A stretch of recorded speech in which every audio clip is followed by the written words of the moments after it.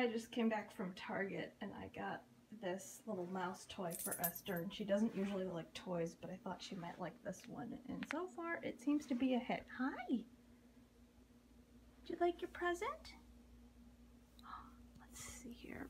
So I thought I would do a little mini vlog to see here, and maybe I'll make more clips for today and put them all together. We'll have to see. But I just thought this would be fun. Of course, now that the camera's on, she's not gonna do anything.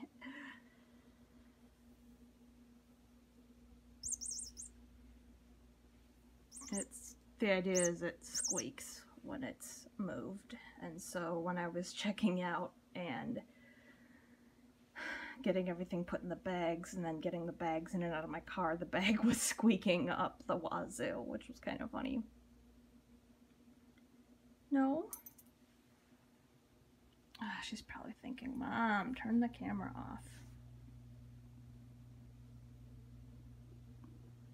Well, maybe she's going to play with it. She likes dangly things. Let me see if I can get her to play with the tail.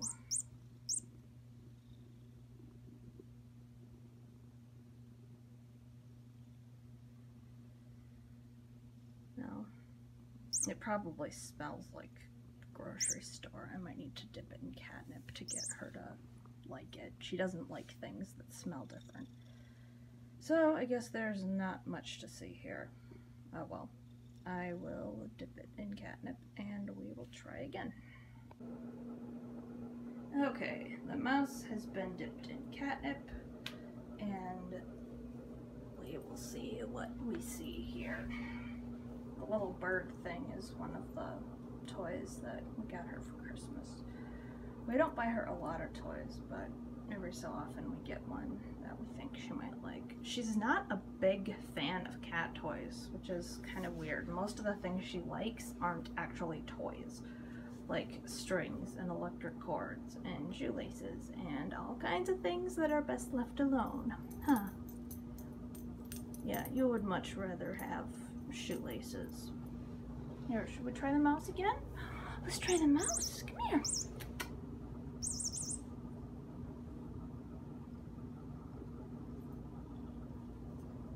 I swear cats know when the camera is on. If she wasn't, I don't know if she's nervous or just happy to see me because I was gone for a couple hours, but yeah, she is not doing her usual thing. This is not normal. She loves her catnip, so I think she's happy to see Mommy, aren't you? Hi! Once she gets sick of me, then she'll probably go back to the catnip.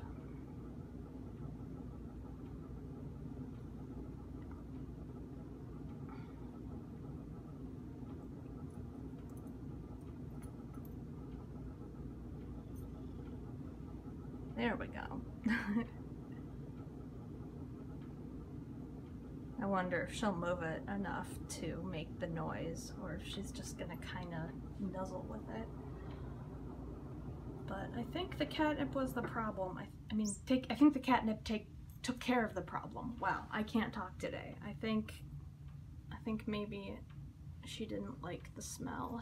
She's really sensitive to smells. She does not like unfamiliar smells. And so I think the catnip helped, because that's a very familiar smell.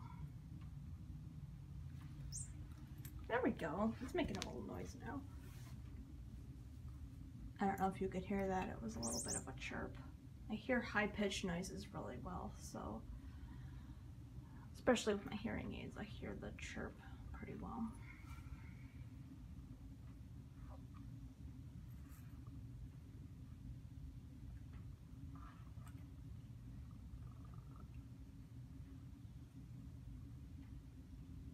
And this is pretty much what she does when she's on catnip. She rolls around and licks the toy and that kind of thing.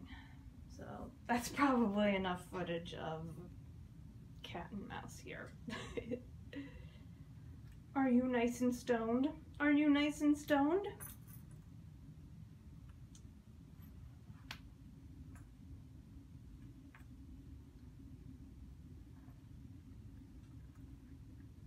Alright, I will leave you to it, Esty.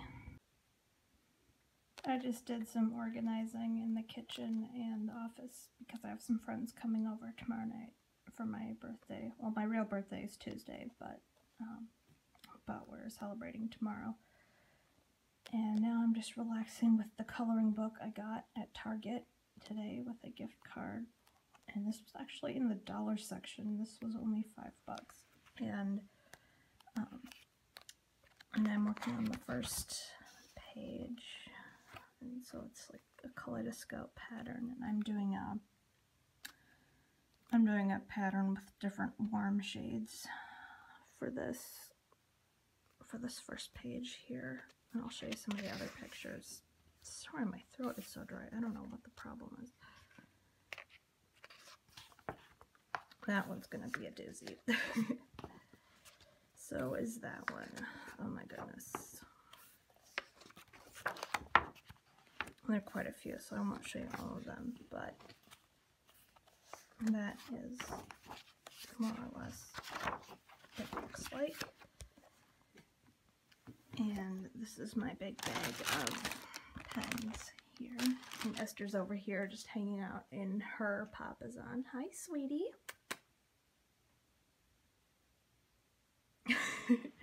She's just looking at me like, Mom, enough with the camera.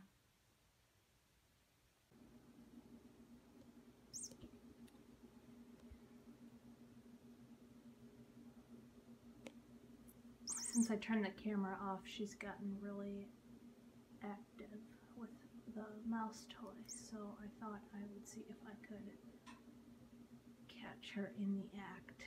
I'm trying to lower my voice so I don't startle her. Oops. So much for that.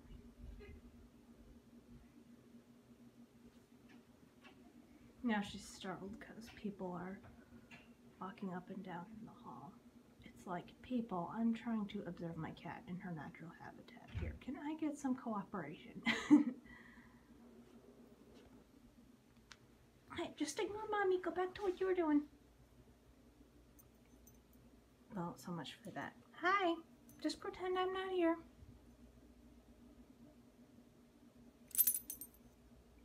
No, I guess that's the end of that. Hi, I thought I'd try a quick chat update, whatever you want to call it. I'm not used to unplanned, like, day in the life kind of vlogs, but I've watched a lot of them and it seemed like fun, and there also aren't too many with captions, so I thought I'd give it a try. I probably won't get this posted, uploaded and posted until, wow, I am having a majorly brain foggy moment. This is real life, people. Okay, what was I trying to say? I'm probably going to get this posted on YouTube a few days after it was filmed. So I'm filming on Friday the 4th, and it's probably not going to go up until the 5th or 6th, if not later, but but yeah, this is a day in the life for the 4th. And my cat made an appearance earlier in today's video, and she is now passed out on her chair. And she's now, well, now she's kind of waking up looking at me like, Mom, why are you talking about me on YouTube? So anyway, I just wanted to sit down for a little bit and chat about how asking for help has been a big part of my chronic illness journey with fibromyalgia. Some of you might know that I recently applied for a mobility service dog, and most Most dog schools actually don't train them for fibromyalgia. There are only a few in the country that do, and thankfully I am pretty close to Can Do Canines here in Minnesota, and their training school is like 15 minutes away from me, which is really great. So if I do get accepted, I won't have very far to go, which is what my husband and I wanted when we were looking into this. And if you told me before I got sick that I was going to put this on the table as an option, I would have been like, what are you smoking? Because I didn't think I would want a large dog, let alone in an apartment. But life happened, and there are a lot of good reasons to consider it. And so my husband and I are going to do it if I get accepted. And even if I don't, owner training is becoming a very serious possibility. And these are not decisions we have made flippantly. We are looking into it and talking to people who have gone both routes for service dogs. And it was really difficult for me to get to the point where I was like, okay, I'm gonna do this, I'm going to apply, because basically, you know, what am I trying to say? Gotta love brain fog. Okay, so I was going somewhere with this, and I just lost my train of thought again. I mean, asking for help is not my strong point. Anyone who knows me in real life is probably nodding their head vigorously right now, because they know that about me. I do not like asking for help. I like doing things myself, and I'm an I got it, I can handle it kind of woman, and for a lot of things that works out. But with fibromyalgia, there's a lot of things that I don't got and I can't handle, and those are the things that are really difficult for me to ask for help with. The things that a service dog would do for me are things that are really difficult for me to ask for help with. And even if I get the dog, it wouldn't really end the process of asking for help, because that would still be part of my life, and you just can't really get around it. I mean, for anyone, but especially if you have a chronic illness, whether I get a dog trained through the dog program or I train my own, either way, there's going to be a lot of asking for help. You know, there's going to be all kinds of questions I'm going to have, and, you know, how do I train it to do this? Or can we train it to do that? And I'm not really going to get anywhere with it if I pretend that I have it all together. And that's just, that has been hard for me. And while I'm waiting to hear back from the dog school, I feel like I'm waiting to hear if I am worthy of their help. Like, I'm waiting to hear if I'm worth the 25 grand that this dog is going to be worth. Like, am I worth this dog that is going to be worth more than my car? And that's just, the emotional stakes feel pretty high right now. And I know that if I don't get accepted, it's going to be difficult. I mean, this isn't like when I was a teenager and I was taking the permit test, you know, for my learner's permit, or the road test. I mean, I wanted to pass, but it wasn't, what am I trying to say?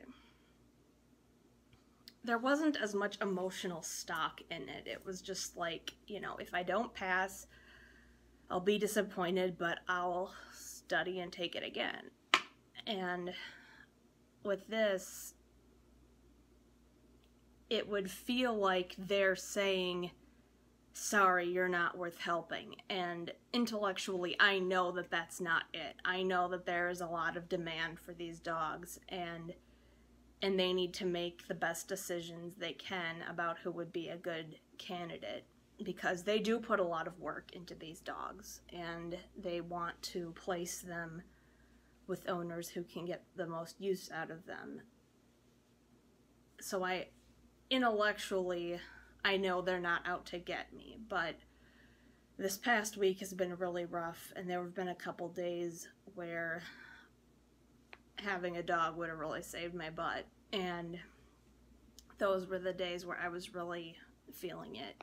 And yeah, I don't have a definite conclusion with this video clip. I guess I just wanted to talk about how prevalent the need to ask for help has become in my life as someone with chronic illness, and how difficult that can be sometimes. And I don't think it's really going to stop being difficult. I think I'm always going to have moments where I desperately need help and desperately don't want to ask for it. I don't think that's really going to get any easier. But, you know, I've come this far.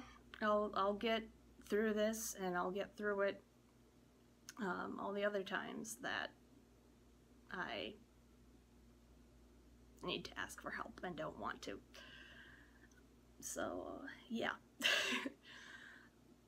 I'm not sure how many more clips I'm going to do for my vlog today. I want to try to do a couple more, but I'm still getting used to using my camera. I'm actually using the camera on my phone, and I have a little tabletop tripod that I got for it, and I'm still getting used to using that. So we'll see how many more videos I can shoot with this setup, and we'll go from there. As I get more used to it, I want to do more videos, but that's not going to happen right away. So if this ends up being my last clip for the day, thanks for watching, and I will see you next time.